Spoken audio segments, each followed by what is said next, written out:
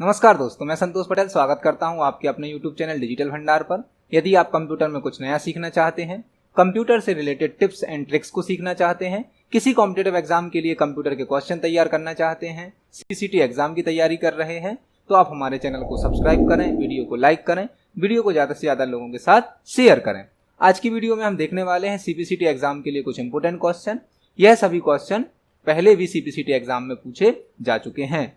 मैंने CPCT के लिए कुछ और वीडियो अपने चैनल पर अपलोड करी हैं। यदि आपने वह वीडियो अभी तक नहीं देखी है तो चैनल प्लेलिस्ट में जाकर आप सभी वीडियो को देख सकते हैं। शुरुआत करते हैं आज की वीडियो का। देखते हैं हमारा पहला क्वेश्चन क्या है। पहला क्वेश्चन हमसे पूछा गया है, ओपन डायलॉग बॉक्स में विंडो मेनू शो करने की शॉर्टकट है। यह थोड़ा सा लॉजिकल क्वेश्चन है। यहां पर आपसे यह पूछा गया है कि किसी भी ओपन डायलॉग बॉक्स में आप कोई भी सॉफ्टवेयर को ओपन करते हो, कोई भी सॉफ्टवेयर को रन करते हो, तो उसका एक डायलॉग बॉक्स आ जाता है आपके सामने एक विंडो आ जाती है। उस डायलॉग बॉक्स के लिए एक विंडो मेनू भी होता है। विंडो मेनू में विंडो से संबंधित ऑप्शन होते हैं, विंडो को क्लोज करने के लिए, विंडो को मिनिमाइज मैक्सिमाइज करने के लिए। तो वह मेनू किस शॉर्टकट की से ओपन होता है? ऑप्शन नंबर ए है alt plus space bar, option number B है shift plus space bar, option number C है कंट्रोल प्लस स्पेस बार, या ऑप्शन नंबर डी है alt shift plus space bar. तो किसी भी सॉफ्टवेयर का जब आपके सामने डायलॉग बॉक्स ओपन होता है, विंडो ओपन होती है, उसमें यदि आपको विंडो से रिलेटेड मेनू को ओपन करना है तो उसकी शॉर्टकट की होती है ऑल्ट प्लस स्पेस बार। इस क्वेश्चन का सही आंसर है ऑप्शन नंबर ए। यदि आप किसी भी विंडो में विंडो मेनू को ओपन करना चाहते हो तो ऑल्ट प्लस स्पेस बार से आप ओपन कर सकते हो। इसको हम प्रैक्टिकली देख लेते हैं। जैसे कि ये हमारा MS एक्सेल ओपन है। MS एक्सेल का यह डायलॉग बॉक्स है। यदि मुझे इस विंडो से रिलेटेड मेनू को शो करना है तो कीबोर्ड से ऑल्ट के साथ स्पेस बार को प्रेस करेंगे। आप देख सकते हैं एक छोटा सा मेनू ओपन हो गया है जिसमें विंडो से रिलेटेड कुछ ऑप्शन शो होते हैं।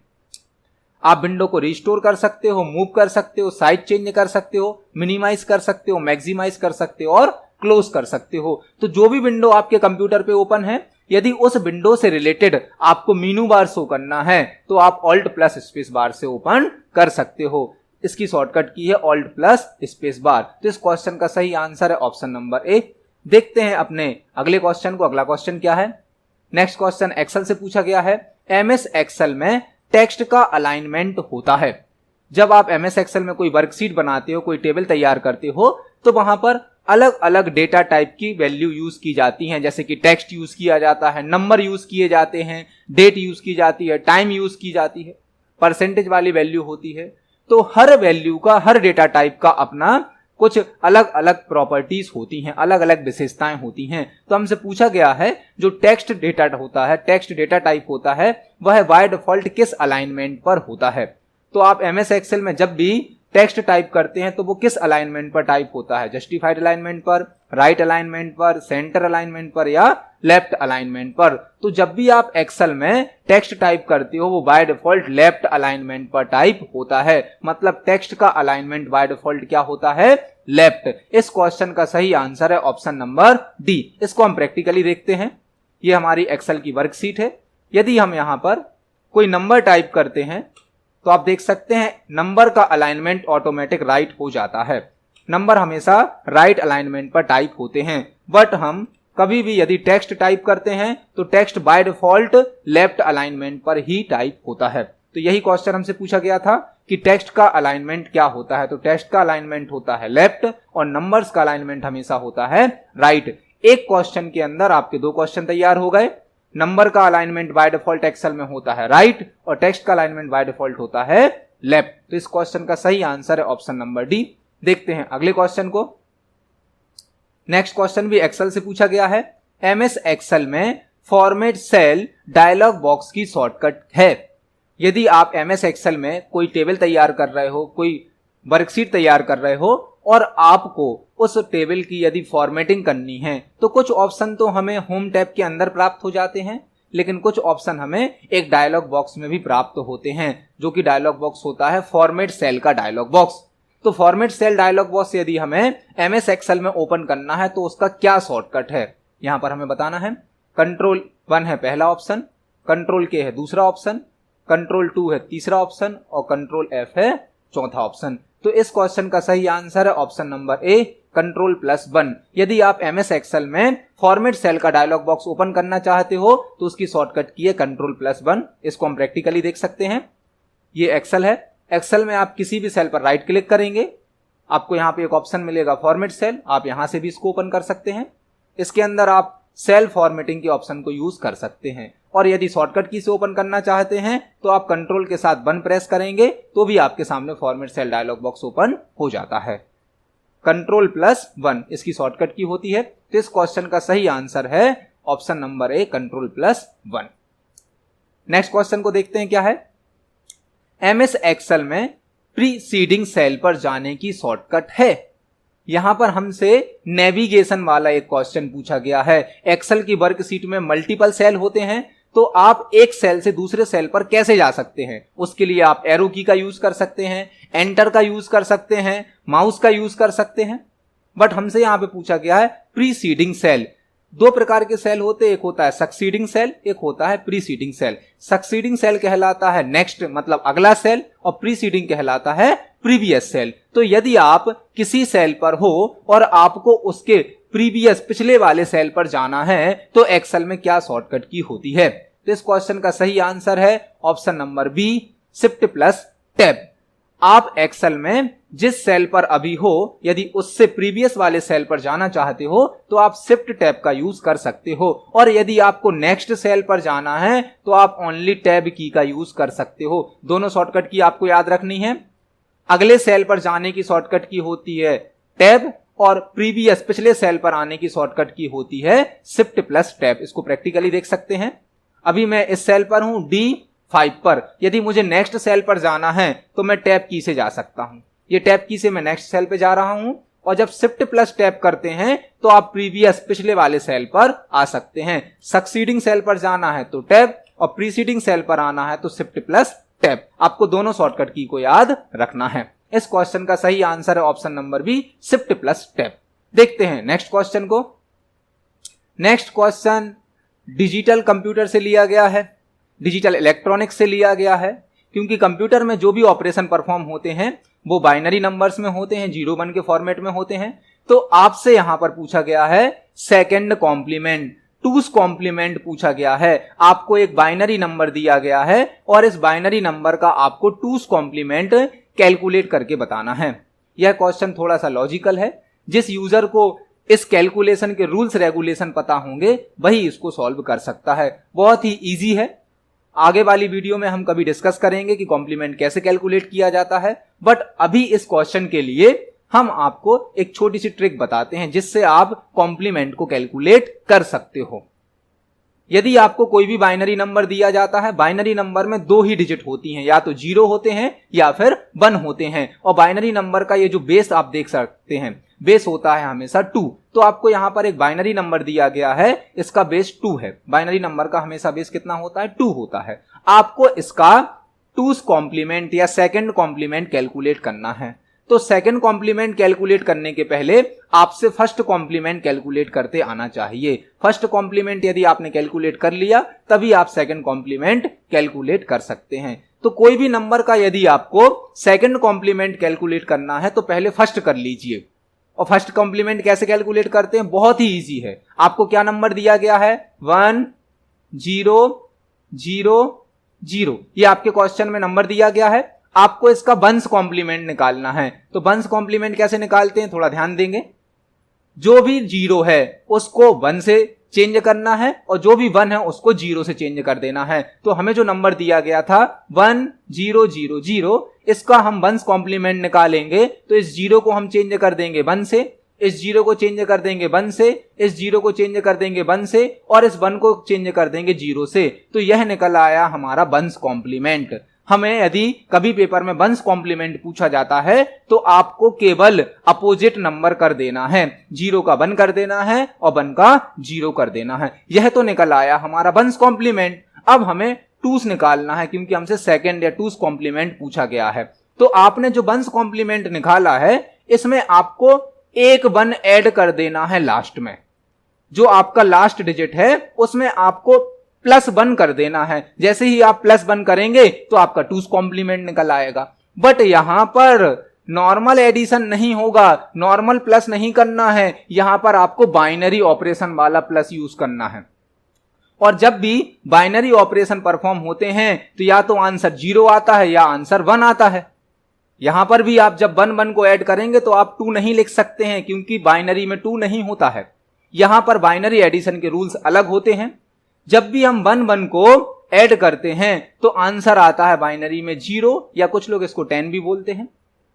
जब आप 1 1 को ऐड करेंगे तो आंसर आपका क्या आएगा, 0 आएगा, और एक कैरी आ जाती है, तो कैरी आपको आगे वाले नंबर पर दे देनी है। 1 1 को मैंने ऐड किया तो आंसर आ गया 0, और जो कैरी आई वो आगे वाले नंबर पर ऐड होगी। तो यहां पर 1 पहले से था, एक कैरी आ गई, तो ये भी हो जाएगा 1 1 0, और जो कैरी आएगी वो आगे वाले नंबर पर चली जाएगी। फिर यहां पर एक कैरी आ गई तो कैरी का 1 है, और ऑलरेडी 1 था तो 1 1 हो जाएगा 0। अब जो कैरी आएगी वो आगे वाले नंबर पे चली जाएगी। तो यहां पहले से 0 था, अब आ गई कैरी 1, तो 0 और 1 को जोड़ते हैं तो आ जाता है 1। ये हमारा निकल आया 2's कॉम्प्लीमेंट या सेकंड कॉम्प्लीमेंट। यह थोड़ा सा कैलकुलेशन वाला क्वेश्चन था। यदि आपको इसके सारे रूल्स पता हैं तभी आप इसको कैलकुलेट कर सकते हैं, बहुत ही इजी है। आगे आने वाली वीडियो में हम आपको कॉम्प्लीमेंट निकालना सिखाएंगे, 1's कॉम्प्लीमेंट कैसे निकालते हैं, सेकंड कॉम्प्लीमेंट कैसे निकालते हैं। बट इस क्वेश्चन के लिए अभी हमने आपको शॉर्ट में इसको सिखाया है। आपको जो भी क्वेश्चन दिया जाता है पहले आपको 1 का 0 और 0 का 1 कर देना है 1's कॉम्प्लीमेंट। जो भी आंसर आता है 1's कॉम्प्लीमेंट का, उसमें राइट साइड में पीछे आपको 1 ऐड कर देना है। यदि कैरी आती है तो आगे वाले नंबर में ऐड होती जाएगी, तो आपका 2's कॉम्प्लीमेंट निकल आएगा। तो इस क्वेश्चन का जो 2's कॉम्प्लीमेंट है वो ये है। आपका ऑप्शन नंबर सी इस क्वेश्चन का सही आंसर है। कॉम्प्लीमेंट कैसे कैलकुलेट करते हैं इसके लिए आने वाले समय में हम आपको अलग से वीडियो प्रोवाइड करेंगे। इस क्वेश्चन का सही आंसर है ऑप्शन नंबर सी। देखते हैं नेक्स्ट क्वेश्चन को। अलाइनमेंट्स कितने प्रकार के होते हैं? अलाइनमेंट्स कितने प्रकार के होते हैं? जब भी आप कहीं टाइपिंग करते हैं तो वहां पर आप अलाइनमेंट यूज करते हैं अपने मैटर को अरेंज करने के लिए, जमाने के लिए। तो हमसे अलाइनमेंट पूछे गए हैं। अलाइनमेंट वैसे 4 प्रकार के होते हैं, left alignment, right alignment, centre alignment और जस्टिफाइड अलाइनमेंट। जो अलाइनमेंट है वो टोटल 4 प्रकार के होते हैं। लेफ्ट अलाइनमेंट की शॉर्टकट की होती है Ctrl+L, राइट अलाइनमेंट की होती है Ctrl+R, सेंटर अलाइनमेंट की होती है Ctrl+E, और जस्टिफाइड अलाइनमेंट की होती है Ctrl+J। तो जो अलाइनमेंट है वो कंप्यूटर में 4 प्रकार के होते हैं, left alignment, right alignment, centre alignment और जस्टिफाइड अलाइनमेंट। इस क्वेश्चन का सही आंसर है ऑप्शन नंबर सी। देखते हैं अगले क्वेश्चन को। नेक्स्ट क्वेश्चन बहुत इंपॉर्टेंट है, ये कई बार सीपीसीटी एग्जाम में पूछा गया है। निम्न में से कौन एक टॉगल की नहीं है? निम्न में से कौन एक टॉगल की नहीं है? आपका जो कीबोर्ड है उसमें कुछ की होती है टॉगल की, तो आपको पता होना चाहिए कि टॉगल की होती क्या है। टॉगल की वह की कहलाती हैं जो एक बार प्रेस करने पर ऑन हो जाती हैं और एक बार प्रेस करने पर ऑफ हो जाती हैं, वह की कहलाती हैं हमारी टॉगल की। फॉर एग्जाम्पल अभी मैं यहां पर जो भी टेक्स्ट टाइप कर रहा हूं वो स्मॉल केस में, छोटे अक्षरों में टाइप हो रहा है। यदि मुझे सारे कैरेक्टर कैपिटल में टाइप करने हैं तो मैं कीबोर्ड से कैप्स लॉक को ऑन कर दूंगा। अब जो मैं टाइप करूंगा वो कैपिटल में टाइप हो रहा है, तो मैंने कैप्स लॉक को एक बार प्रेस किया तो कैप्स लॉक ऑन हो गया। अब मुझे यदि इसको ऑफ करना है तो मैं एक बार फिर से प्रेस करूंगा, कैप्स लॉक ऑफ हो जाएगा। तो आपके कीबोर्ड में कुछ ऐसी की होती हैं जो एक बार प्रेस करने पर ऑन होती हैं, एक बार प्रेस करने पर ऑफ होती हैं, वह सभी की कहलाती हैं टॉगल की। तो टॉगल की आपके कीबोर्ड में कौन कौन सी होती है? एक तो कैप्स लॉक, एक होती है नंबर लॉक या नंबर लॉक, और एक होती है स्क्रॉल लॉक। लेकिन जो कंट्रोल की है ये हमारी टॉगल की नहीं होती है। आपको जब भी इसको यूज करना होता है आपको इसको हर बार प्रेस करना होता है, लेकिन टॉगल की ऐसी की होती हैं जो एक बार प्रेस करने पर ऑन हो जाती हैं, तब तक ऑन रहती हैं जब तक आप उसको ऑफ नहीं कर देते हैं। तो इस क्वेश्चन का सही आंसर है ऑप्शन नंबर डी, कंट्रोल एक टॉगल की नहीं है। देखते हैं हमारे अगले क्वेश्चन को। नेक्स्ट क्वेश्चन कंप्यूटर जीके से पूछा गया है। भारत में बनाया गया पहला सुपर कंप्यूटर है। भारत में बनाया गया पहला सुपर कंप्यूटर कौन सा है? आपको यहां पर ऑप्शन नंबर ए में दिया गया परम, ऑप्शन नंबर बी में आर्यभट्ट, ऑप्शन नंबर सी में बुद्ध, ऑप्शन नंबर डी में राम। तो आपको बताना है कि भारत में बनाया गया पहला सुपर कंप्यूटर कौन सा है। यह बहुत ही इंपॉर्टेंट क्वेश्चन है, कई बार पूछा गया है। इसका आंसर है परम 8000। भारत में बनाया गया पहला सुपर कंप्यूटर था परम 8000। भारत में बनाया गया पहला कंप्यूटर है परम 8000। और परम का फुल फॉर्म भी आपको याद होना चाहिए। परम का फुल फॉर्म होता है parallel machine. Parallel machine, parallel मतलब समांतर, ऐसी मशीन जो समांतर रूप से कई कार्य को कर सकती है। परम का फुल फॉर्म होता है पैरेलल मशीन। और भारत में बनाया गया पहला सुपर कंप्यूटर कौन सा था? परम 8000। तो इस क्वेश्चन का सही आंसर है ऑप्शन नंबर ए, परम। भारत में बनाया गया पहला सुपर कंप्यूटर था परम। और परम का फुल फॉर्म क्या होता है? Parallel machine. देखते हैं अगले क्वेश्चन को। नेक्स्ट क्वेश्चन सोशल नेटवर्किंग से पूछा गया है। IM का फुल फॉर्म होता है IM का फुल फॉर्म होता है internal messaging, instant messaging, internet messaging या इंस्टेंट मार्केटिंग। तो आप जब सोशल नेटवर्किंग साइट पर कम्युनिकेशन करते हो, चैट करते हो, तो जैसे ही आप मैसेज को सेंड करते हो तुरंत रिसीवर के पास वह मैसेज पहुंच जाता है। रियल टाइम कम्युनिकेशन होता है। आपने यहाँ मैसेज को सेंड किया, वहां रिसीवर के पास पहुंच जाता है बहुत ही फास्ट स्पीड में, तो उसे बोला जाता है इंस्टेंट मैसेजिंग। जो IM है, IM का फुल फॉर्म होता है इंस्टेंट मैसेजिंग। इस क्वेश्चन का सही आंसर है option number B, instant messaging. IM का फुल फॉर्म होता है इंस्टेंट मैसेजिंग। देखते हैं अगले क्वेश्चन को। नेक्स्ट क्वेश्चन कंप्यूटर नेटवर्क से लिया गया है। कंप्यूटर नेटवर्क में NIC का फुल फॉर्म होता है। बहुत ही इंपॉर्टेंट क्वेश्चन है। यह क्वेश्चन 2-3 तरीके से पूछा जाता है पेपर में। अभी हमसे पूछा गया है NIC का फुल फॉर्म क्या होता है। यदि आपको अपने कंप्यूटर में नेटवर्क क्रिएट करना है, यदि आप अपने कंप्यूटर को नेटवर्क से कनेक्ट करना चाहते हो, तो आपके कंप्यूटर में NIC कार्ड का होना आवश्यक है। विदाउट NIC कार्ड के कोई भी नेटवर्क नहीं बनाया जा सकता है। तो कंप्यूटर में नेटवर्किंग करने के लिए एक हार्डवेयर कार्ड लगा होता है, एक हार्डवेयर चिप लगी होती है जिसे बोलते हैं network interface card, NIC card. यह क्वेश्चन ऐसे भी पूछा जा सकता है कि कंप्यूटर में नेटवर्किंग करने के लिए क्या आवश्यक होता है। तो कंप्यूटर में नेटवर्किंग के लिए क्या आवश्यक है? NIC कार्ड, मतलब कि नेटवर्क इंटरफेस कार्ड। NIC का फुल फॉर्म होता है नेटवर्क इंटरफेस कार्ड, जो कि आपके कंप्यूटर में नेटवर्किंग करने के लिए एक आवश्यक डिवाइस होती है। देखते हैं अगले क्वेश्चन को। नेक्स्ट क्वेश्चन भी नेटवर्किंग से पूछा गया है।